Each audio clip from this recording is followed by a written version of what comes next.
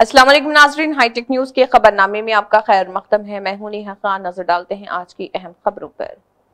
Sangareddy TNGOs के ज़रिए तमाम बदकुमा की तकरीबात का 5वां दिन बड़ी शान शौकत के साथ मनाया गया। बदकुमा की तकरीबात में अतला बदकुमा एक ख़ास कशिश थी जो तेलंगाना के सकाफती विरसे की अलामत।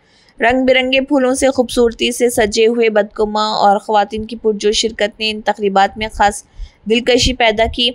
TGIIC के चेयरपर्सन निर्मला जग्गारेड्डी और इस मौके पर ज़िले कलेक्टर दौरान मौजूद रहे। इस प्रोग्राम के मेहमान ख़ुसूसी के तौर पर शिरकत की। उन्होंने तेलंगाना लड़कियों के रस्म व रिवाज को बरकरार रखने में बदकुमा त्यौहार की अहमियत का ख़ास तौर पर जिक्र किया।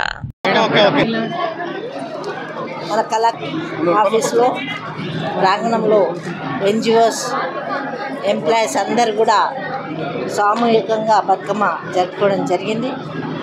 ఈ కార్యక్రమానికి జిల్లా ప్రెసిడెంట్ జావేద్ గారు, అలాగే మహిళలో నిర్మలా రాజ్ కుమార్ గారు, మరి మిగతా సభ్యులందరూ కూడా ఇక్కడ ఇచ్చేసిన అమ్మలకి అందరు కూడా వివిధ ఆఫీస్ నుంచి వచ్చిన అందరు కూడా నమస్కరిస్తూ బతుకమ్మ పండుగ శుభాకాంక్షలు తెలియజేసుకుంటూ, మరి ఈ పండుగ మనం ప్రతిసారి ఎలా చేసుకుంటామో అదేవిధంగా చేసుకోవడం జరుగుతుంది.